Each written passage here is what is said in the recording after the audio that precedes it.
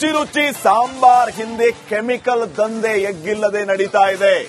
ವಿವಿಧ ಕೆಮಿಕಲ್ ಬಳಸಿ ಜನರ ಜೀವದ ಜೊತೆಗೆ ಚೆಲ್ಲಾಟವಾಡುವಂತ ಕೆಲಸ ಆಗ್ತಾ ಇದೆ. ರಾಯಚೂರಿನಲ್ಲಿ ಕಲಬೆರಕೆ ಮಸಾಲಾ ದಂಧೆಯ ಎಕ್ಸ್ಪೋಸ್. ಈ ರೀತಿಯ ಮಸಾಲಾ ಪದಾರ್ಥಗಳನ್ನ ಸೇವಿಸೋದ್ರಿಂದಲೇ ಹಾರ್ಟ್ ಅಟ್ಯಾಕ್ ಕೂಡ ಆಗ್ತಾ ಇದೆ ಅನ್ನುವಂತ ಮಾತುಗಳು ಕೂಡ ಎಕ್ಸ್ಪರ್ಟ್ಸ್ ಗಳಿಂದ ಕೇಳಿ ಬಂದ್ವು. ನೋಡಿ, ಬಿರಿಯಾನಿ ತಿನ್ನುವಂತವರು ಈ ಸ್ಟೋರಿನ ನೋಡಬೇಕು. ಕಲಬೆರಕೆ ಮಸಾಲಾ ದಂಧೆ ಎಕ್ಸ್ಪೋಸ್ ಮಾಡ್ತಾ ಇದೀವಿ ನಾವು. ಬಿರಿಯಾನಿ ಅಂತ ಹೇಳ್ತಿರ್ತೀರಲ್ಲ, ಆ ಬಿರಿಯಾನಿ ಹಿಂದೆ ಇರುವಂತ ಅಸಲಿಯತ್ ನೋಡಿ. ರುಚಿ ರುಚಿ ಸಾಂಬಾರ್ ಹಿಂದೆ ಕೆಮಿಕಲ್ ದಂಧೆ. ಮಸಾಲಾ ಪದಾರ್ಥದಲ್ಲಿ ಫುಲ್ ಕೆಮಿಕಲ್. ಕರಿಮೆಣಸಿನ ಬದಲಾಗಿ ಪಪ್ಪಾಯಿ ಬೀಜನ ಯೂಸ್ ಮಾಡ್ತಾರಂತ ನೋಡಿ. ಬಿರಿಯಾನಿ ಎಲೆ ಬದಲು ನೀಲಗಿರಿ ಎಲೆಯನ್ನ ಬಳಕೆ ಮಾಡ್ತಾರಂತೆ. ಚಕ್ಕೆ ಬದಲು ಯಾವುದೋ ಮರದ ಬೇರು. ತೊಗರಿ ಬೇಳೆಗೆ ಕೆಂಪು ಬಣ್ಣದ ಕೆಮಿಕಲ್. ತಿನ್ರಿ, ಇಂಥ ಬಿರಿಯಾನಿ ತಿಂದ್ರೆ ಕತೆ ಮುಗೀತು, ಗೋವಿಂದ. ಇಲ್ಲಿ ಏನೇನು ಯೂಸ್ ಮಾಡ್ತಿದ್ದಾರೆ ನೋಡಿ. ಕರಿಮೆಣಸಿನ ಬದಲಿಗೆ ಪಪ್ಪಾಯಿ ಬೀಜವನ್ನ ಯೂಸ್ ಮಾಡ್ತಾರಂತೆ. ಅದು ಮೆಣಸಿನ ತರನೇ ಕಾಣಿಸುತ್ತೆ. ಬಿರಿಯಾನಿ ಎಲೆ ಹಾಕ್ತಾರಲ್ಲ, ಆ ಬಿರಿಯಾನಿ ಎಲೆ ಬದಲು ನೀಲಗಿರಿ ಎಲೆ ಹಾಕೋದಂತೆ. ನೀಲಗಿರಿ ಎಲೆ ಅದು ಪಲಾವ್ ಎಲೆ ಕಂಡಂಗೆ ಕಾಣುತ್ತೆ ಅಂತ ನೀಲಗಿರಿ ಎಲೆಯನ್ನ ಹಾಕ್ತಾರಂತೆ. ಇನ್ನ ಚಕ್ಕೆ ಬದಲು ಯಾವುದೋ ಒಂದು ಮರದ ಪೈಸನ್ನ ಹಾಕ್ತಾರಂತೆ. ತೊಗರಿ ಬೇಳೆಗೆ ಕೆಂಪು ಬಣ್ಣದ ಕೆಮಿಕಲ್ ಬಣ್ಣವನ್ನ ಮಿಶ್ರಿತ ಮಾಡ್ತಾರಂತೆ. ಧನಿಯಾನು ಕೂಡ ಅಷ್ಟೇ. ಎಲ್ಲ ಕಲಬೆರಕೆ. ಇಂಥ ಬಿರಿಯಾನಿಯನ್ನ ತಿಂದರೆ ಏನಾಗ್ಬೋದು ಪರಿಸ್ಥಿತಿ?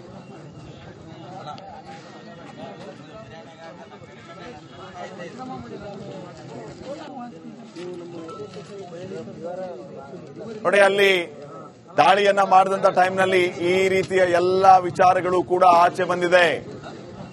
ಕಲಬೆರಕೆ ಮಸಾಲಾ ಅಡ್ಡೆ ಮೇಲೆ ಅಧಿಕಾರಿಗಳು ದಾಳಿಯನ್ನ ಮಾಡಿದ್ದಾರೆ. ಮಾನ್ವಿಯ ಇಸ್ಲಾಂ ನಗರದಲ್ಲಿ ಆಹಾರ ಇಲಾಖೆ ದಾಳಿಯನ್ನ ನಡೆಸಿದಾಗ ಈ ಎಲ್ಲ ಅಸಲಿಯತ್ತು ಬಟಾ ಬಯಲಾಗಿದೆ. ಬಿರಿಯಾನಿ ಎಲೆ, ಕಾಳು ಮೆಣಸು, ಚಕ್ಕೆ, ಚಿಕನ್ ಮಸಾಲಾ ಇವೆಲ್ಲವೂ ಕೂಡ ಕಲಬೆರಕೆ ಅನ್ನುವಂಥದ್ದು ಗೊತ್ತಾಗ್ತಾ ಇದ್ದಂಗೆ ಜಪ್ತಿ ಮಾಡಿಕೊಂಡಿದ್ದಾರೆ. ಸಾಂಬಾರ್ ಮಸಾಲೆಯಲ್ಲಿ ಕಲಬೆರಕೆ, ಆ ಕಲಬೆರಕೆ ಪದಾರ್ಥಗಳು ಪತ್ತೆಯಾಗಿದೆ.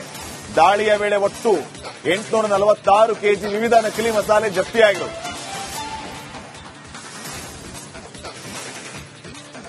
ಬಗ್ಗೆ ಇನ್ನಷ್ಟು ಮಾಹಿತಿಯನ್ನ ಕೊಡೋದಕ್ಕೆ ನನ್ನ ಕೊಲೀಗ ರಂಜಿತ್ ಈಗ ನೇರ ಸಂಪರ್ಕದಲ್ಲಿ ಜಾಯ್ನ್ ಆಗಿದ್ದಾರೆ. ರಂಜಿತ್, ನೋಡಿ, ಬಿರಿಯಾನಿ ಅನ್ನುವಂಥವ್ರು ಗಮನಿಸಬೇಕಾಗಿರುವಂತಹ ವಿಚಾರ ಏನಂತಂದ್ರೆ, ಹಾಕುವಂತ ಮಸಾಲೆ ಎಲ್ಲದರಲ್ಲೂ ಕಲಬೆರಕೆ. ಆ ಬಿರಿಯಾನಿ ಎಲೆ ಜಾಗದಲ್ಲಿ ನೀಲಗಿರಿ ಎಲೆ ಅಂತ ಹಾಕ್ತಾರಂತೆ. ಕರಿಮೆಣಸಿನ ಜಾಗದಲ್ಲಿ ಪಪ್ಪಾಯಿ ಬೀಜ ಹಾಕ್ತಾರಂತೆ. ಚಕ್ಕೆ ಹಾಕುವ ಜಾಗದಲ್ಲಿ ಬೇರೆ ಯಾವುದೋ ಮರದ ಪೀಸ್ ಅಂತೆ. ಇದನ್ನ ತಿಂದ ರಿಸಲ್ಟ್ ಏನಿರ್ಬೋದು ರಂಜಿತ್? ಈಗ ಆಹಾರ ತಜ್ಞರು, ಎಕ್ಸ್ಪರ್ಟ್ಸ್ ಹೇಳ್ತಾ ಇರೋದು ಇದನ್ನೇ, ಇಂಥದ್ದನ್ನ ತಿನ್ನೋದಕ್ಕೆ ಹೋಗ್ಬೇಡಿ, ಹಾರ್ಟ್ ಅಟ್ಯಾಕ್ ಆಗುತ್ತೆ ಅಂತ.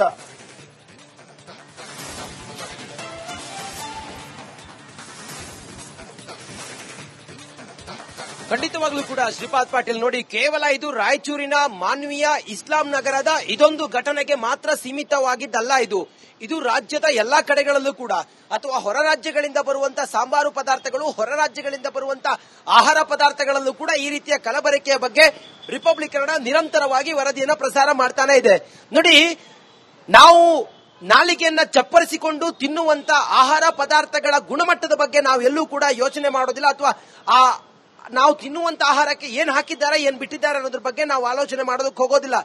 ಕಡಿಮೆಗೆ ಸಿಗುತ್ತೆ ಅನ್ನೋದಾದ್ರೆ ನಾವು ಹೋಗ್ತೀವಿ, ನಾವು ತಿಂತೀವಿ. ಆದ್ರೆ ಅದಕ್ಕೆ ಹಾಕುವಂತ ಪೌಡರ್ ಆಗಿರ್ಬಹುದು, ಅದಕ್ಕೆ ಹಾಕುವಂತ ಕಾಳುಮೆಣಸು, ಅರಿಶಿನ ಅಥವಾ ಈ ಮೆಣಸು, ಮತ್ತೊಂದು ಎಲ್ಲವೂ ಕೂಡ ಹೇಗೆಲ್ಲ ಕಲಬೆರಕೆ ಆಗತ್ತೆ ಅನ್ನುವ ವಿಚಾರ ನಮಗೆ ಗೊತ್ತಿರುವಂತ ವಿಚಾರ. ಆದ್ರೆ ಈಗ ರಾಯಚೂರಿನ ಮಾನ್ವಿಯಲ್ಲಿ ಇಷ್ಟು ದೊಡ್ಡ ದಂಧೆ ನಡೀತಾ ಇತ್ತು ಅನ್ನೋ ವಿಚಾರ ಯಾವಾಗ ಹೊರಬಿತ್ತು, ಈಗ ಎಲ್ಲರೂ ಕೂಡ ನಾವು ತಿನ್ನುವಂತ ಆಹಾರ ಎಷ್ಟು ಸೇಫ್ ಅನ್ನೋದ್ರ ಬಗ್ಗೆ ಆಲೋಚನೆ ಮಾಡ್ತಾ ಇದ್ದಾರೆ. ರುಚಿ ರುಚಿ ಸಾಂಬಾರ್ ಹಿಂದೆ ಕೆಮಿಕಲ್ ದಂಧೆ ಎಗ್ಗಿಲ್ಲದೆ ನಡೀತಾ ಇದೆ. ವಿವಿಧ ಕೆಮಿಕಲ್ ಬಳಸಿ ಜನರ ಜೀವದ ಜೊತೆಗೆ ಚೆಲ್ಲಾಟವಾಡುವಂತ ಕೆಲಸ ಆಗ್ತಾ ಇದೆ. ರಾಯಚೂರಿನಲ್ಲಿ ಕಲಬೆರಕೆ ಮಸಾಲಾ ದಂಧೆಯ ಎಕ್ಸ್ಪೋಸ್. ಈ ರೀತಿಯ ಮಸಾಲಾ ಪದಾರ್ಥಗಳನ್ನ ಸೇವಿಸೋದ್ರಿಂದಲೇ ಹಾರ್ಟ್ ಅಟ್ಯಾಕ್ ಕೂಡ ಆಗ್ತಾ ಇದೆ ಅನ್ನುವಂತ ಮಾತುಗಳು ಕೂಡ ಎಕ್ಸ್ಪರ್ಟ್ಸ್ ಗಳಿಂದ ಕೇಳಿ ಬಂದ್ವು. ನೋಡಿ, ಬಿರಿಯಾನಿ ತಿನ್ನುವಂತವರು ಈ ಸ್ಟೋರಿನ ನೋಡಬೇಕು. ಕಲಬೆರಕೆ ಮಸಾಲಾ ದಂಧೆ ಎಕ್ಸ್ಪೋಸ್ ಮಾಡ್ತಾ ಇದೀವಿ ನಾವು. ಬಿರಿಯಾನಿ ಅಂತ ಹೇಳ್ತಿರ್ತೀರಲ್ಲ, ಆ ಬಿರಿಯಾನಿ ಹಿಂದೆ ಇರುವಂತಹ ಅಸಲಿಯತ್ ನೋಡಿ. ರುಚಿ ರುಚಿ ಸಾಂಬಾರ್ ಹಿಂದೆ ಕೆಮಿಕಲ್ ದಂಧೆ, ಮಸಾಲಾ ಪದಾರ್ಥದಲ್ಲಿ ಫುಲ್ ಕೆಮಿಕಲ್. ಕರಿಮೆಣಸಿನ ಬದಲಾಗಿ ಪಪ್ಪಾಯಿ ಬೀಜನ ಯೂಸ್ ಮಾಡ್ತಾರಂತ ನೋಡಿ. ಬಿರಿಯಾನಿ ಎಲೆ ಬದಲು ನೀಲಗಿರಿ ಎಲೆಯನ್ನ ಬಳಕೆ ಮಾಡ್ತಾರಂತೆ. ಚಕ್ಕೆ ಬದಲು ಯಾವುದೋ ಮರದ ಬೇರು, ತೊಗರಿ ಬೇಳೆಗೆ ಕೆಂಪು ಬಣ್ಣದ ಕೆಮಿಕಲ್. ತಿನ್ರಿ, ಇಂಥ ಬಿರಿಯಾನಿ ತಿಂದ್ರೆ ಕತೆ ಮುಗೀತು ಗೋವಿಂದ. ಇಲ್ಲಿ ಏನೇನು ಯೂಸ್ ಮಾಡ್ತಿದ್ದಾರೆ ನೋಡಿ. ಕರಿಮೆಣಸಿನ ಬದಲಿಗೆ ಪಪ್ಪಾಯಿ ಬೀಜವನ್ನ ಯೂಸ್ ಮಾಡ್ತಾರಂತೆ. ಅದು ಮೆಣಸಿನ ತರನೇ ಕಾಣಿಸುತ್ತೆ. ಬಿರಿಯಾನಿ ಎಲೆ ಹಾಕ್ತಾರಲ್ಲ, ಆ ಬಿರಿಯಾನಿ ಎಲೆ ಬದಲು ನೀಲಗಿರಿ ಎಲೆ ಹಾಕೋದಂತೆ. ನೀಲಗಿರಿ ಎಲೆ ಅದು ಪಲಾವ್ ಎಲೆ ಕಂಡಂಗೆ ಕಾಣುತ್ತೆ ಅಂತ ನೀಲಗಿರಿ ಎಲೆಯನ್ನ ಹಾಕ್ತಾರಂತೆ. ಇನ್ನ ಚಕ್ಕೆ ಬದಲು ಯಾವುದೋ ಒಂದು ಮರದ ಪೈಸನ್ನ ಹಾಕ್ತಾರಂತೆ. ತೊಗರಿ ಬೇಳೆಗೆ ಕೆಂಪು ಬಣ್ಣದ ಕೆಮಿಕಲ್ ಬಣ್ಣವನ್ನ ಮಿಶ್ರಿತ ಮಾಡ್ತಾರಂತೆ. ಧನಿಯಾನು ಕೂಡ ಅಷ್ಟೇ. ಎಲ್ಲ ಕಲಬೆರಕೆ. ಇಂಥ ಬಿರಿಯಾನಿಯನ್ನ ತಿಂದರೆ ಏನಾಗ್ಬೋದು ಪರಿಸ್ಥಿತಿ?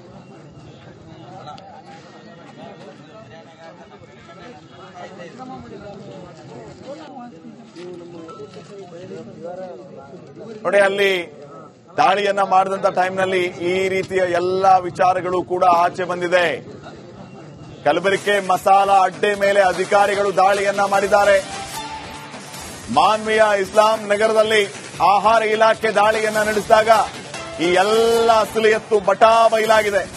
ಬಿರಿಯಾನಿ ಎಲೆ, ಕಾಳು ಮೆಣಸು, ಚಕ್ಕೆ, ಚಿಕನ್ ಮಸಾಲಾ ಇವೆಲ್ಲವೂ ಕೂಡ ಕಲಬೆರಕೆ ಅನ್ನುವಂಥದ್ದು ಗೊತ್ತಾಗ್ತಾ ಇದ್ದಂಗೆ ಜಪ್ತಿ ಮಾಡಿಕೊಂಡಿದ್ದಾರೆ. ಸಾಂಬಾರ್ ಮಸಾಲೆಯಲ್ಲಿ ಕಲಬೆರಕೆ, ಆ ಕಲಬೆರಕೆ ಪದಾರ್ಥಗಳು ಪತ್ತೆಯಾಗಿದೆ. ದಾಳಿಯ ವೇಳೆ ಒಟ್ಟು 846 ಕೆಜಿ ವಿವಿಧ ನಕಲಿ ಮಸಾಲೆ ಜಪ್ತಿಯಾಗಿವೆ.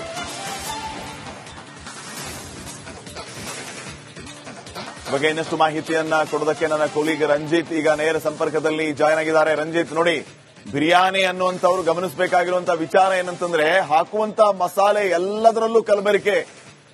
ಆ ಬಿರಿಯಾನಿ ಎಲೆ ಜಾಗದಲ್ಲಿ ನೀಲಗಿರಿ ಎಲೆ ಅಂತ ಹಾಕ್ತಾರಂತೆ, ಕರಿಮೆಣಸಿನ ಜಾಗದಲ್ಲಿ ಪಪ್ಪಾಯಿ ಬೀಜ ಹಾಕ್ತಾರಂತೆ, ಚಕ್ಕೆ ಹಾಕುವ ಜಾಗದಲ್ಲಿ ಬೇರೆ ಯಾವುದೋ ಮರದ ಪೀಸ್ ಅಂತೆ. ಇದನ್ನ ತಿಂದ ರಿಸಲ್ಟ್ ಏನಿರಬಹುದು ರಂಜಿತ್?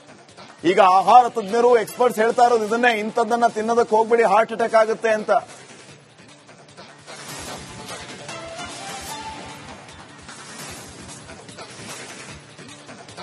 ಖಂಡಿತವಾಗ್ಲೂ ಕೂಡ ಶ್ರೀಪಾದ್ ಪಾಟೀಲ್, ನೋಡಿ, ಕೇವಲ ಇದು ರಾಯಚೂರಿನ ಮಾನ್ವಿಯ ಇಸ್ಲಾಂ ನಗರದ ಇದೊಂದು ಘಟನೆಗೆ ಮಾತ್ರ ಸೀಮಿತವಾಗಿದ್ದಲ್ಲ.